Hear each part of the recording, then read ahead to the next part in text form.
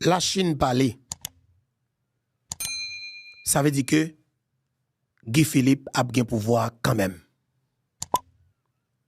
La Russie parler, ça veut dire que Guy Philippe a bien pouvoir quand même. Ça veut dire qui ça? Une autre fois encore, représentant la Chine qui dans le Conseil de sécurité des Nations Unies réitéré ça que te dit.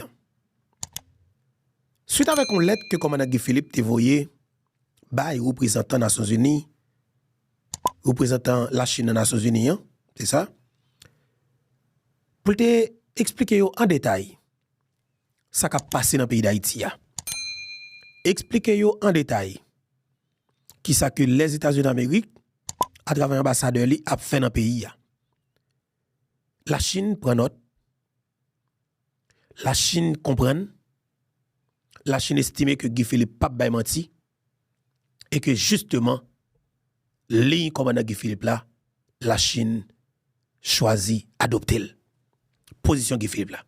Proposition Guy Philippe là, yo campé derrière elle et c'est ça qui cause yo fait gros coquin chaîne déclaration ça hier en dedans Conseil de sécurité des Nations Unies dans New York. La Chine dit clairement gouvernement transition qui dans le pays d'Haïti qui c'est CPT il n'a pas de légitimité populaire pour que il capable de réaliser les élections démocratiques. Ça veut dire qui ça? Il n'a pas inspiré le peuple à confiance. Et c'est là, oui, Guy Philippe gagne boulevard devant. Révolution pour le triompher. Sénateur Marco Rubio te dit même bagarre là. La confirmation li dans le Sénat américain, il m'a rappelé tout. Vote là fait pour secrétaire d'État américain qui c'est ancien sénateur Marco Rubio, sénateur Floride. Monsieur gagne vote là à l'unanimité. Pas gagne yon monde qui vote contre monsieur, pas gagne yon monde qui fait abstention. Ça veut dire qui ça? Tout Sénat américain voté pour Marco Rubio vin secrétaire d'État à la sécurité et alors secrétaire d'État des États-Unis d'Amérique. Ça veut dire que ministre affaires étrangères des États-Unis d'Amérique. Monsieur gon full pouvoir, monsieur gon full légitimité. T'as oublié, tout sénateur ça a voté où? C'est comme si nous c'est peuple américain qui votait où? Et son choix que dans notre job t'es fait de manière stratégique, son plan son qui est extrêmement intelligent. Les choisi un type comme vice-président qui c'est J.D. Vance et Neguayo, son sénateur. Mais c'est un comportement quelque part anti-immigrant qui fait le ramasson en popularité. Monsieur très jeune, 40 ans. Comme secrétaire d'État encore, monsieur font l'autre choix stratégique et intelligent. Qui c'est choix Marco Rubio. Marco Rubio qui c'est petit cubain, petit immigrant cubain. Monsieur dit parent est rentré les États-Unis d'Amérique en 1957. Monsieur très reconnaissant envers les États-Unis d'Amérique. Dans le discours, monsieur, dans la prestation de serment, monsieur, c'était vice-président J.D. Vance qui était fait prestation de serment pour monsieur, répété mot serment pour monsieur lui-même, et répété après. Ok, même Jean, on te joint et président Cour suprême te fait pour deux présidents ça yo. OK? Et bien c'est même bagarre tout yo fait pour ministre affaires étrangères là. C'est le vice-président qui fait les. Naturellement, où est son pouvoir qui fort pouvoir chop là. Mais maintenant, on nous tourne dans ça que nous avons comme sujet dossier Nations Unies, position la Chine et puis position la Russie. Hier, pendant que gon cafouillage, on pote bourré qu'a fait alors dans Jacques Mel, dans le pays d'Haïti. Rentré président pays Colombie, Gustavo Petro, un paquet lobby, paquet parole en pile, qu'a fait. Tout le monde entendait. Et puis, l'heure pour que Gustavo Petro est rentré dans le pays d'Haïti, c'était 10 heures du matin. Monsieur rentré, bloc 4 pour 5 heures. Qui côté monsieur était en République Dominicaine. Et c'est ça pour montrer au côté que n'a pas de respect du tout. Si c'était un président qui était élu démocratiquement même avec Gustavo Petro, il n'a pas posé faire ça. Monsieur était pour rentrer dans le pays d'Haïti depuis à 10 heures. Rencontre que monsieur pas de prévoir à Dominicani, là le fait l'envant. Côté monsieur dormi. Il n'a pas de Haïti. Parce que c'est grave, oui. C'est grave, c'est malhonnête. Eh bien, qui t'aime dire, nèg sa en Haïti a son équipe d'assaut man yo pas chef. Ou même comme peuple souvent ka retirer yo jodi la même. Et la Chine fort connaît ko ka retirer yo. Parce que yo pas inspiré confiance ou pas capable pressionner personne ou de bataille pour retirer yo. La Chine parle de légitimité. Monsieur Kamba pas de légitimité. Les ou pas ka faire élection avec monsieur Sayo. La Russie parle de légitimité. Pardon. On ne s'est pas inspiré confiance. Ça veut dire que il n'y a pas de légitimité populaire ou pas qu'à faire ou pas qu'à confier yo tête pays pour aller organiser élection, pas qu'à faire élection libre et honnête démocratique parce que il y a des candidats et on connaît qu'on pas voter candidat pas de fait tu vas faire élection truquée. Il va voler l'élection.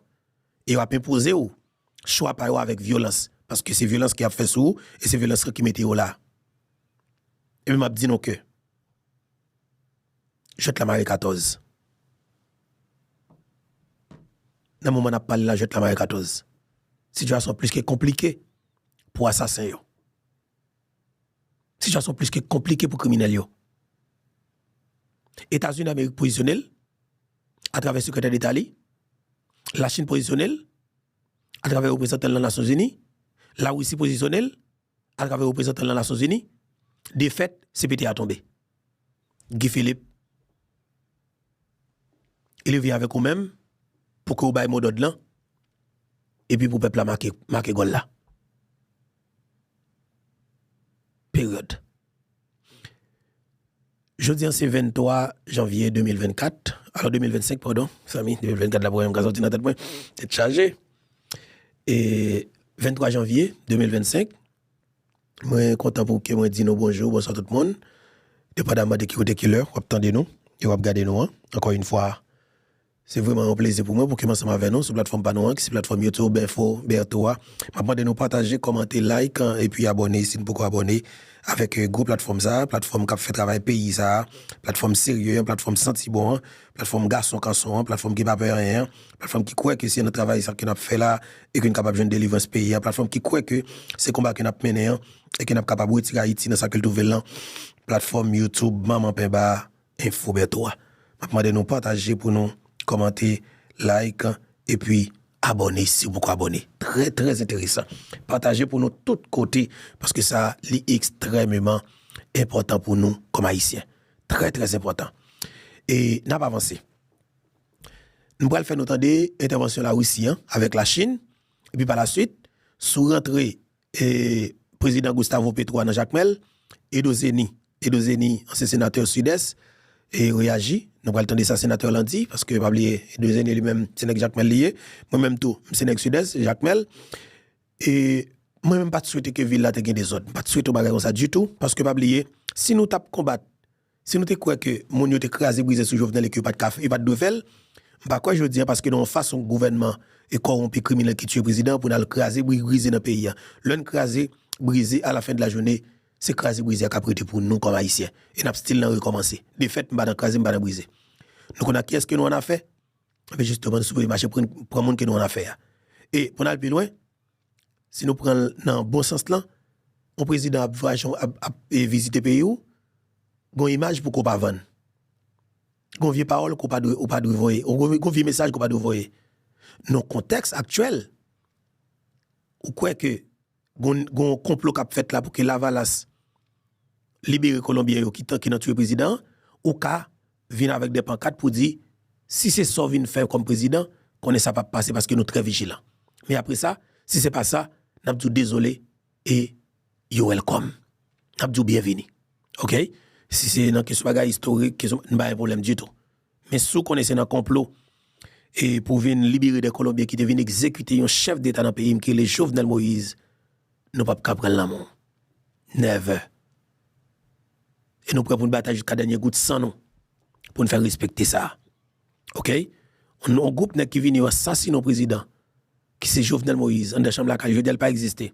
Et puis tout sans avec tuer le dans le pays. Et puis je dis pour penser moi-même, tu as tolérer des criminels comme Simda Joe qui assassine le président pour criminels ça tu pour la rue, qui n'a pas éliminé tout haïtien au fini. Parce que pas de monde qui a courage pour accepter j'ai des déblosailles ça dans le pays. Parce que nous, c'est haïtiens. Nous, c'est petit Dessalines. Et voilà, on a le temps des positions de la Russie avec la Chine. Et position de la Russie avec la Chine naturellement. Et sous dossier pays d'Haïti, OK? Sous dossier pays d'Haïti, nous avons le temps des positions avec la Russie avec la Chine. Et par la suite, nous pourrons prendre intervention et capable de dire nous. Sénateur Edozeni, qui va position sur visite président colombien, qui c'est Gustavo Petro, et qui était rendu dans Jacques Mel. On a le temps de, on a le temps d'intervention.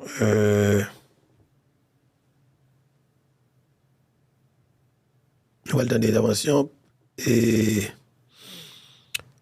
voilà, on va le temps de position et la Russie et la Chine une après l'autre. OK, on va le temps de yo. Non, petit audio parce que on a pas de OK, on va le temps avec un peu d'intérêt. Entendez, position la Chine avec la Russie. Je donne la parole aux États-Unis. Thank you. Merci, Monsieur le Président. Position États-Unis d'abord. Madame la représentante spéciale El Salvador, merci de votre exposé. Merci également des efforts de l'équipe du BINU en Haïti. Je remercie également la directrice exécutive Wally de l'ONUDC.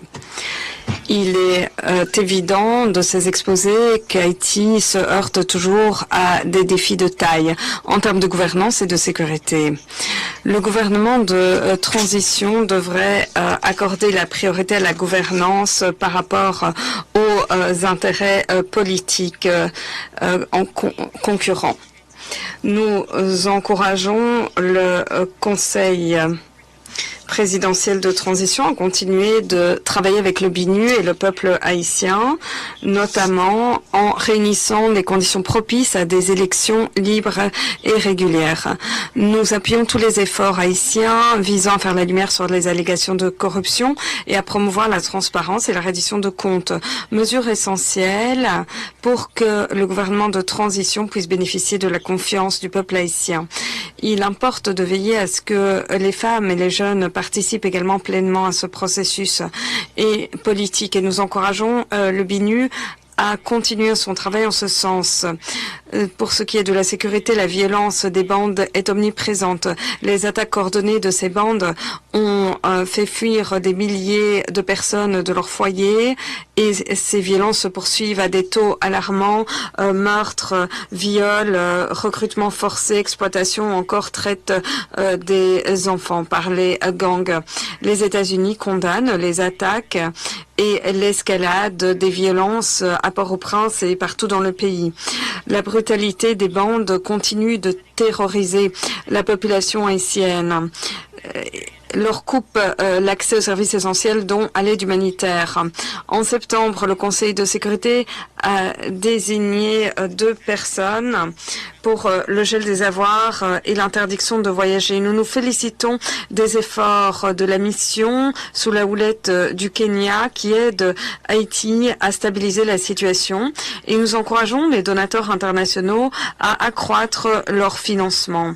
Plus que jamais, les conditions de sécurité doivent être améliorées. En travaillant étroitement avec la police nationale d'Haïti, la mission a pu protéger les résidents dans différentes zones, a pu confisquer des armes et éliminer plusieurs membres des bandes. Nous nous félicitons de l'évaluation globale en cours aux Nations Unies et nous attendons avec intérêt le rapport du secrétaire général présentant toute une gamme d'options quant au rôle que pourrait endosser l'ONU pour régler cette crise. Les États-Unis, quant à eux, utilisent tous les outils à leur disposition. Nous travaillons étroitement avec le BNUI, le gouvernement haïtien, la mission et la communauté internationale afin d'aller de l'avant, afin d'aider le peuple haïtien face à cette crise multidimensionnelle. Haïti a besoin d'une aide humanitaire pour fournir des services essentiels. Nous appelons toutes les parties à respecter les organisations humanitaires qui sont en Haïti pour fournir une aide alimentaire, des médicaments et autres aides indispensable aux personnes dans le besoin. En guise de conclusion, le peuple haïtien doit bénéficier de la liberté, de la sécurité pour vaquer à ses occupations quotidiennes, que ce soit aller à l'école ou au travail. Nous sommes prêts à aider le peuple haïtien pour que la paix, la sécurité, la prospérité qu'il mérite puissent enfin régner. Merci. Je remercie la représentante des États-Unis de sa déclaration et je donne à présent la parole à la Fédération de Russie. Monsieur le Président, nous remercions la représentante spéciale du secrétaire général Mario Salvador et la directrice exécutive Ghada Wali pour leurs exposés sur la situation en Haïti. Chaque fois après de tels exposés, hélas, l'on est persuadé que la dégradation de la situation dans ce pays n'a pas de limite. L'on constate que le nombre de meurtres et d'actes de violence continue d'aller croissant et met Haïti sur le même pied que des États qui sont en situation de conflit armé interne.